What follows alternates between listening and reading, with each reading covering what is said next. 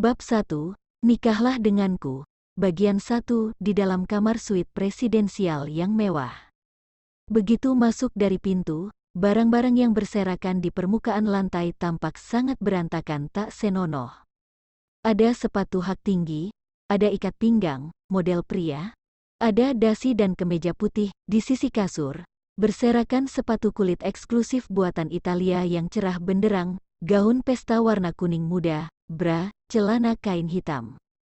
Di atas kasur double ekstra besar yang mewah, wajah dari wanita yang terlelap tampak kalem, raut mukanya cantik dan polos, kulitnya putih cerah, rambut hitamnya yang seperti rumput laut tergerai dengan lembut di atas bantal. Badannya ditutupi oleh selimut, bahunya yang putih seperti giok yang terpapar di luar, ada lebam di beberapa tempat, tampak sangat mencolok mata, serta adanya asmara. Di samping wanita itu, berbaring seorang pria, lengannya yang berwarna madu merangkul pinggang wanita di atas selimut. Sudut selimut tepat menutupi daerah kemaluan, otot yang kekar dan kaki yang panjang, postur badannya sungguh adalah proporsional yang sempurna. Di tengah mimpi, wanita itu mendesis sambil mengernyit, dengan malas dia membalikkan badan, lalu melanjutkan tidur. Sementara pria yang tidur dengan dangkal, langsung membuka mata begitu mendengar suara. Dengan peka dia menyadari ada orang di sampingnya, mendadak dia bangkit duduk. Matanya yang tajam dan dingin menyipit, melihat wanita asing yang tidur di sampingnya, serta badannya yang penuh dengan bekas asmara cinta. Dalam mata hitamnya terlintas akan sedikit riak yang hampir tak terlihat, tetapi sama sekali tidak ada ekspresi di wajah tampannya yang seperti patung karya masterpiece itu, membuat orang tidak dapat menebak apa yang sedang dipikirkan di dalam hatinya. Entah berapa lama kemudian, wanita yang tidur pulas beranjak bangun, perlahan-lahan dia membuka matanya dan merenggangkan badan. Tatapannya tak sengaja melirik pria di atas kasur. Kina Libra berguling ke bawah kasur sambil berteriak. Kamu, siapa kamu? Dia bertanya dengan suara bergetar. Sambil dengan erat menutupi badannya sendiri menggunakan selimut, dia merasa marah sekaligus takut. Melihat pria asing yang tiba-tiba muncul di atas kasur, dalam benaknya menjadi kosong melompong, tidak dapat berpikir. Ezra Octo, pria itu menjawab dengan suara yang dingin dan keras. Wajah dinginnya yang tampan memikat tidak membawa ekspresi apapun. Bukan, aku tidak tanya kamu, tunggu sebentar, kita tadi malam tidak, perkataan Kina yang kacau dipotong oleh pria itu. Sudah, pria itu berkata dengan dingin. Kina terbengong, lalu matanya menjadi merah. Dia terisak sesaat, menahan keinginan untuk menangis. Kamu tidak punya penyakit apa-apa kan? Pertama kali, Ezra berkata dengan dingin, ada cahaya yang berputar dalam matanya yang gelap tak berdasar. Kamu? Kina menatap tajamnya dengan marah. Bukankah bisa langsung katakan tidak ada? Siapa yang ingin tahu apakah dia adalah pertama kali atau bukan? Tatapan Kina tidak sengaja melirik bagian kemaluan Ezra yang sudah bangkit, wajah kecilnya yang pucat seketika menjadi merah padam, dia bergegas mengalihkan tatapannya. Astaga, itunya sangat besar sekali. Bisakah dia mengenakan pakaian terlebih dahulu baru bicara? Aku akan tanggung jawab, pria itu berkata tiba-tiba.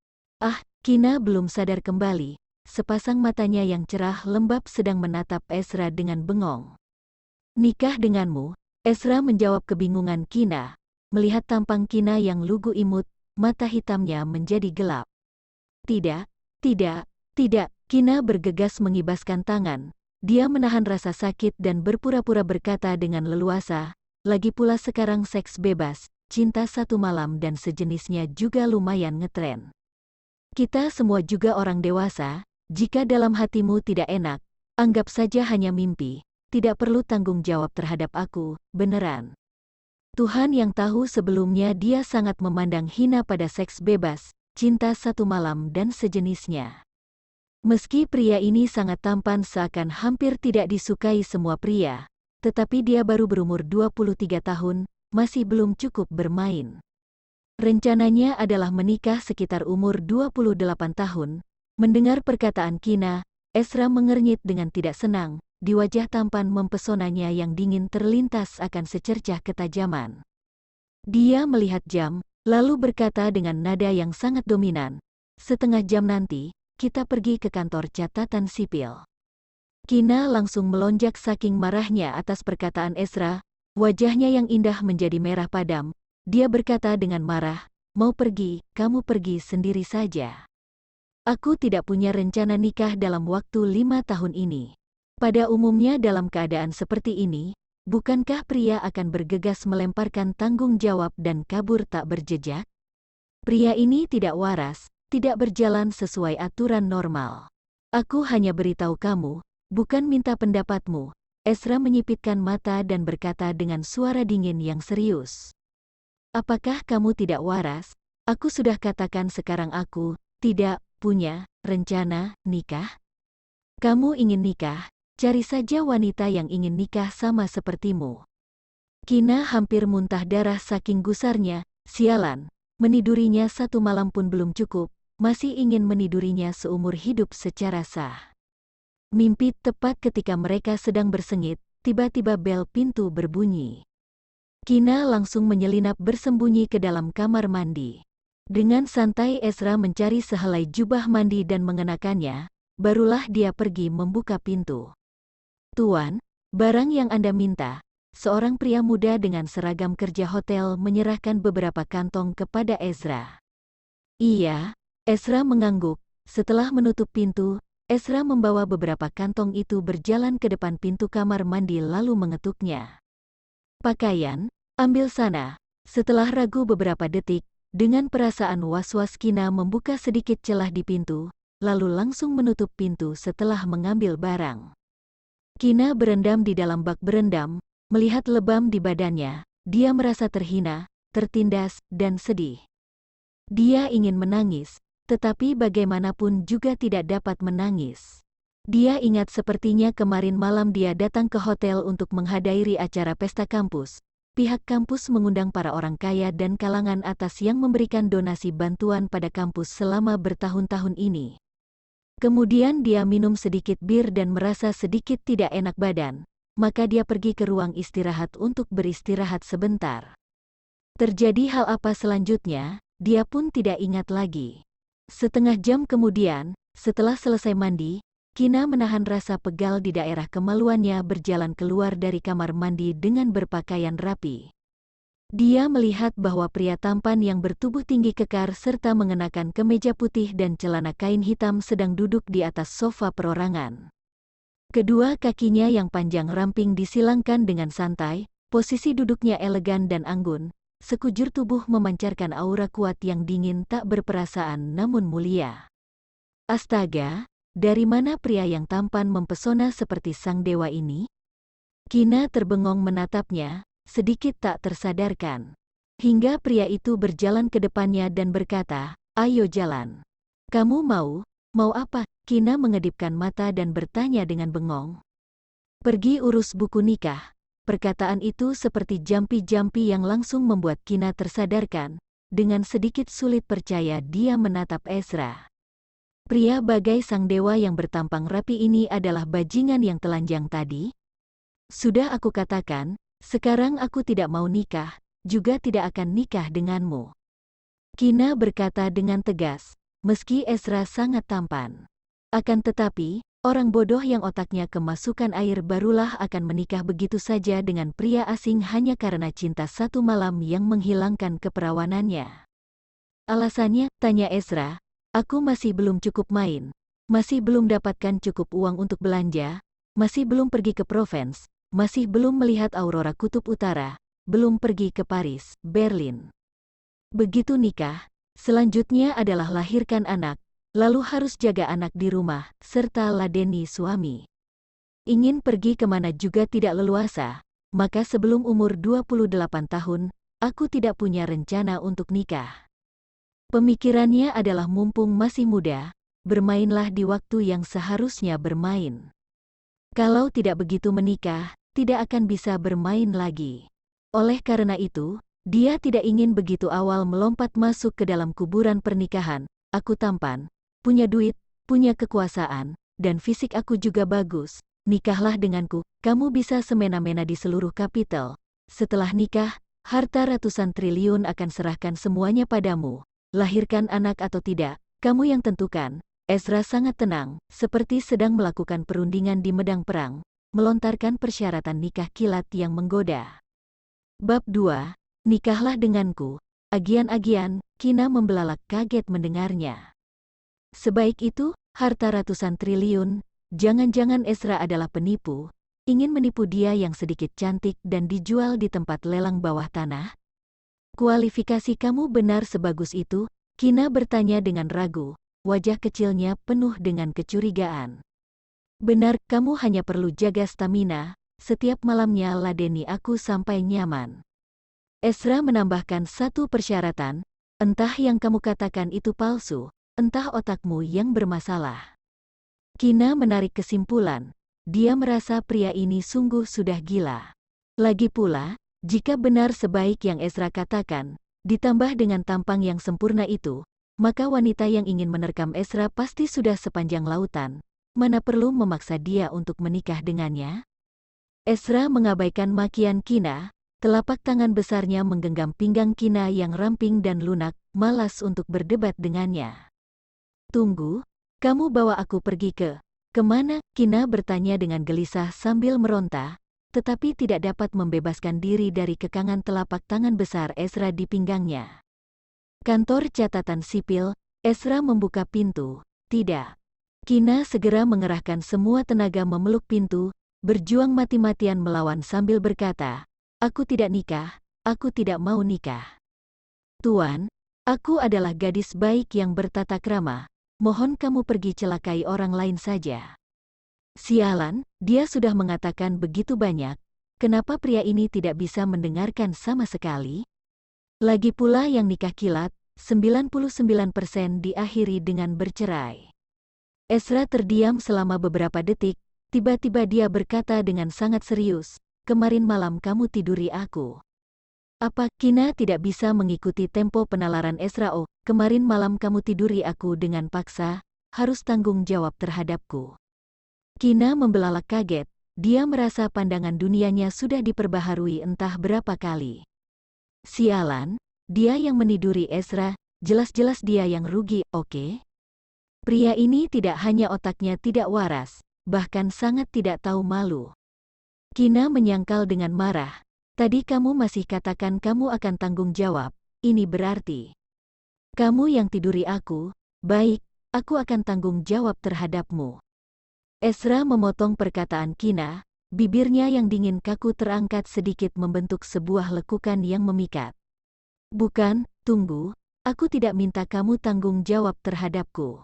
Kina berseru dengan cemas, sialan apa-apaan ini? Dua pilihan, pertama, aku tanggung jawab terhadapmu, kedua, kamu tanggung jawab terhadapku.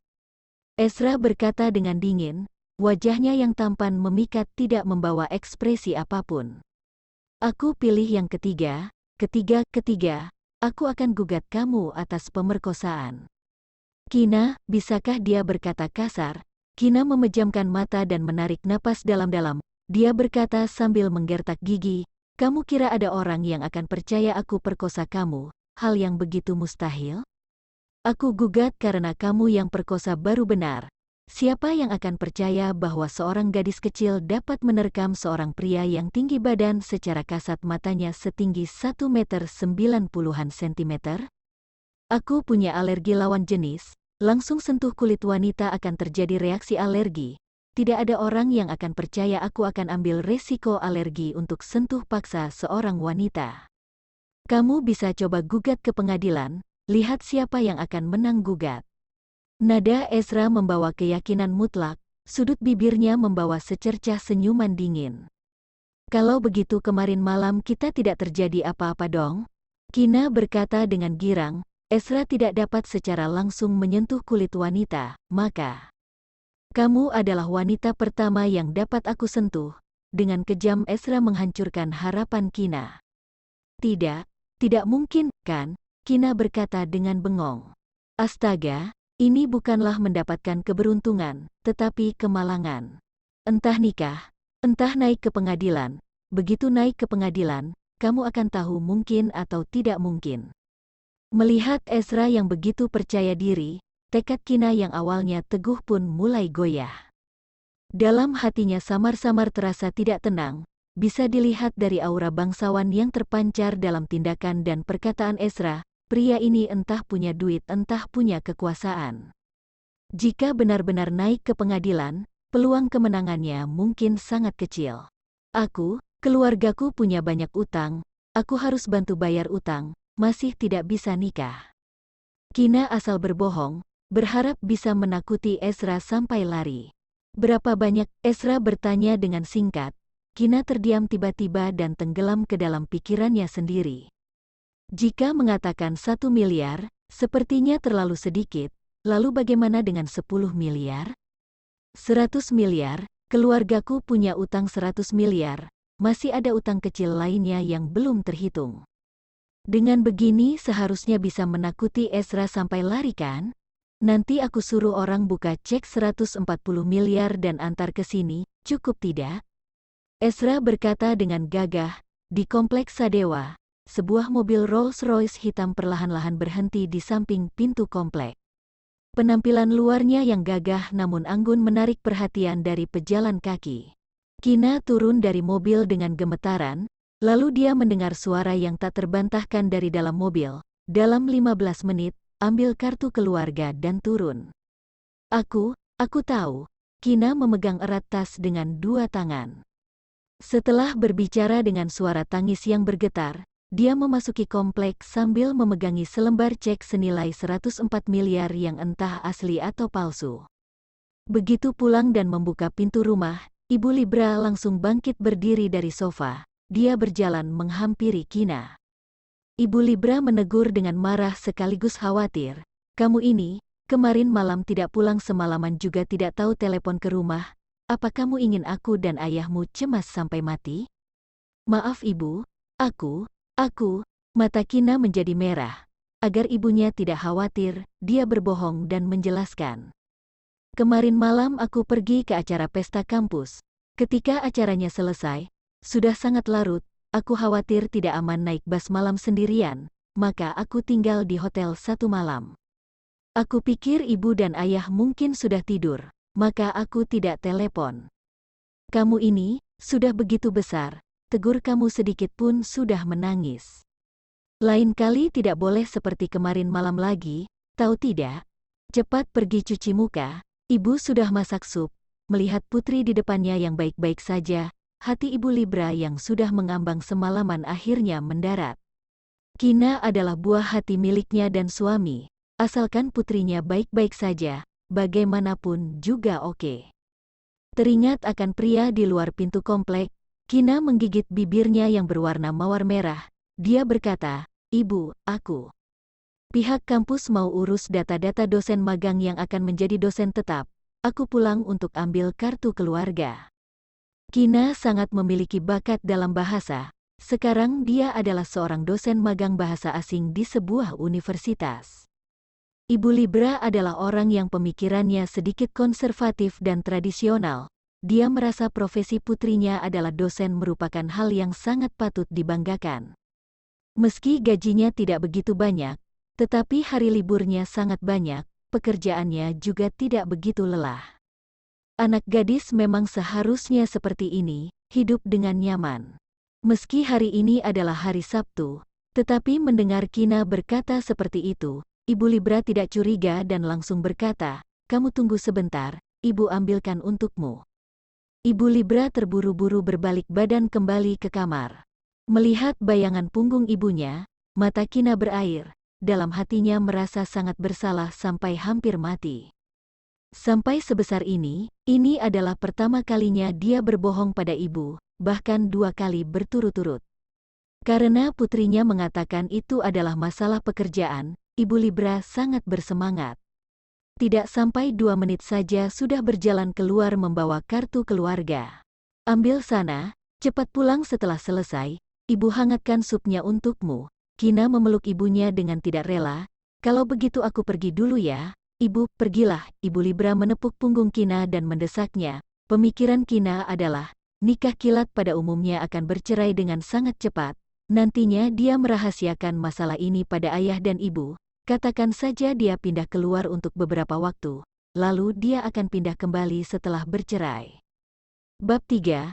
Kina bawa pacarnya pulang. Bagian 1. Ezra mengangkat tangan dan melihat jam tangannya yang mahal. Dia berkata, telat 30 detik, kedepannya harus jaga kebiasaan baik untuk tepat waktu. Kina berpikir dalam hati dengan marah, lain kali aku telat 30 menit, lihat kamu bisa apa denganku. Tetapi dia tidak berani berkata seperti itu. Hanya satu tatapan yang dingin dari pria itu saja sudah bisa membuat jantungnya berdebar karena takut.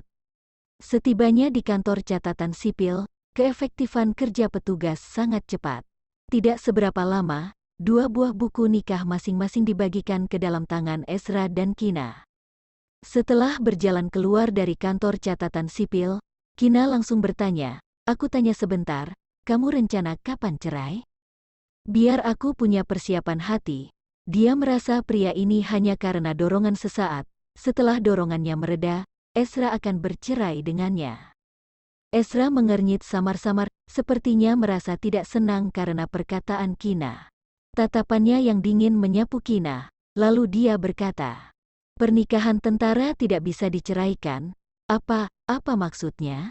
Kina terbengong kaget, pernikahan apa yang tidak bisa diceraikan? Aku adalah tentara. Ezra merasa reaksi dari istri kecilnya yang lugu imut ini sedikit terlalu lamban. Tentara, Kina pun terbengong. Astaga, kenapa rasanya ini adalah sebuah jebakan besar? Bahkan yang tidak dapat panjat keluar, ceritakan kondisi ayah dan ibu mertua denganku. Ezra mengajukan permintaan, ayah dan ibu mertua pun dia panggil dengan begitu alami. "Kamu mau apa?" Kina bertanya dengan waspada. Apakah ingin menyelidiki kondisi keluarganya? Meski tadi sudah dilihat ketika melakukan pencatatan sipil tadi. Kunjungi mereka, Ezra berkata terus terang. Tidak perlu, tidak perlu. Kina bergegas mengibaskan tangan untuk menolak. Jika ayah dan ibu tahu kemarin malam dia tidak pulang ke rumah adalah karena cinta satu malam dengan seorang pria asing, serta pasangan cinta satu malam itu menjadi suaminya secara hukum. Akibatnya tidak dapat dibayangkan. Cepat katakan, Ezra memerintah dengan suara yang dingin berat namun penuh wibawa. Kina bergidik, Ezra tanya apa, dia hanya bisa menjawab dengan jujur. 1 jam kemudian, Ezra dan Kina sekali lagi muncul di depan pintu kompleks Sadewa. Kita bahas satu hal. Kina memegangi sabuk pengaman dengan 2 tangan. Dia berkata sambil menahan rasa gelisah dan takut. "Aku punya nama, kamu juga bisa panggil aku suami." Ezra mengoreksi panggilan Kina. Kina berpikir sejenak, "Ezra, aku tidak suka orang lain panggil nama lengkap aku." Ezra memotong perkataan Kina dengan tanpa ekspresi. "Tidak bisa panggil nama lengkap, kalau begitu Ezra?" Kina langsung bergeleng, "Tidak bisa, terlalu mesra, dia tidak bisa memanggilnya. Tetapi, memanggil suami sepertinya lebih mesra lagi." Kina menggigit ujung lidahnya dengan kuat, lalu dia memberanikan diri berkata, Ezra. Panggilnya belum mulus, kedepannya banyak latihan lagi." Ezra masih lumayan puas dengan penampilan Kina. "Orang tua aku lebih konservatif. Nanti bisa tidak kamu jangan bilang kita sudah ambil buku nikah. Aku khawatir mereka tak sanggup terima. Nanti kita sepakat dulu. Bilang saja sedang pacaran."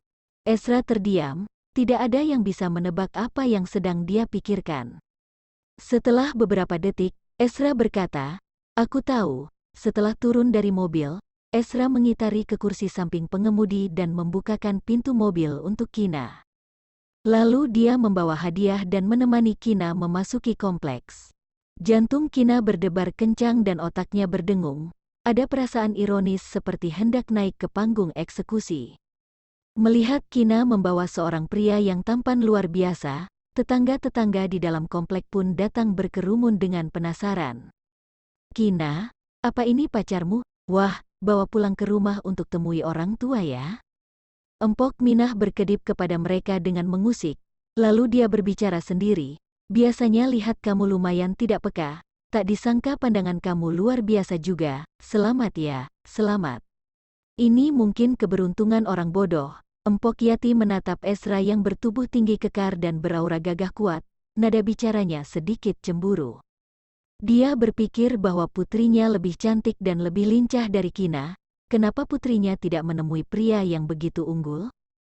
Tuhan benar-benar tidak adil. Rencana kapan nikah? Empok Oneng bergegas bertanya, pacarmu kerja di perusahaan mana? Keluarganya buka usaha apa? Beberapa bibi bertanya selang-seling. Kina sama sekali tidak dapat menyela, hanya bisa tersenyum pahit. Dalam hati dia menggerutu, pacar apa ini? Jelas-jelas adalah pelaku perdagangan manusia yang menipu para gadis.